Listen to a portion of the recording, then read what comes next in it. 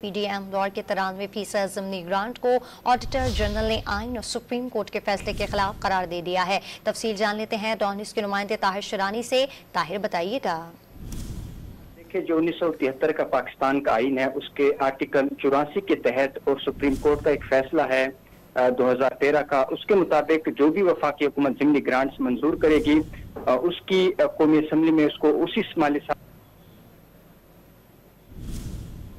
जी ताहिर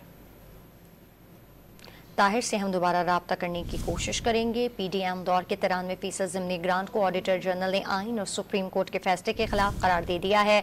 आपको अपडेट कर रहे हैं इस हवाले से कि PDM दौर के 93% ज़िमनी ग्रांट को ऑडिटर जनरल ने आइन और सुप्रीम कोर्ट के फैसले के खिलाफ करार दे दिया है। तफसील जान लेते हैं ताहिर शरानी से। ताहिर से हमारा राब्ता बहाल हुआ है। ताहिर, बताइएगा।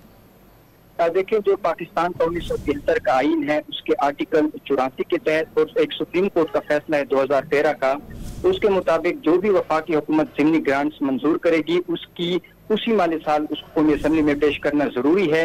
लेकिन इत्तेहादी हुकूमत के दौर में 2022-23 में जो 93% ज़िमनी ग्रांट्स है उसको खिलाफ ज़ाब्ता करार दिया गया है और ऑडिटर जनरल ऑफ पाकिस्तान की ऑडिट रिपोर्ट 2023-24 में तफसीलात सामने आई है।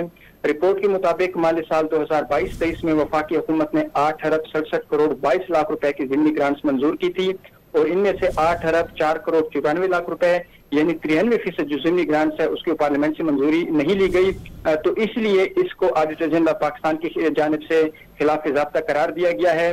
ऑडिटर जनरल ऑफ पाकिस्तान ने रिपोर्ट में ये सिफारिश की है कि आइन के मुताबिक ज़िमनी ग्रांट्स को उसी माली साल में कौमी असम्बली में पेश करने किया जाए और इसी तरह ऑडिटर जनरल ने कौमी असम्बली में ज़िमनी ग्रांट्स पेश करने के लिए सुप्रीम कोर्ट के फैसले पर अमल दरामद करने की भी सिफारिश की है। तफसील हमें अपडेट करते ताहिर शरानी, आपका बहुत शुक्रिया। अपने नाजरीन को अपडेट कर रहे हैं कि PDM दौर के 93% ज़िमनी ग्रांट को ऑडिटर जनरल ने आइन और सुप्रीम कोर्ट के फैसले के खिलाफ करार दे दिया।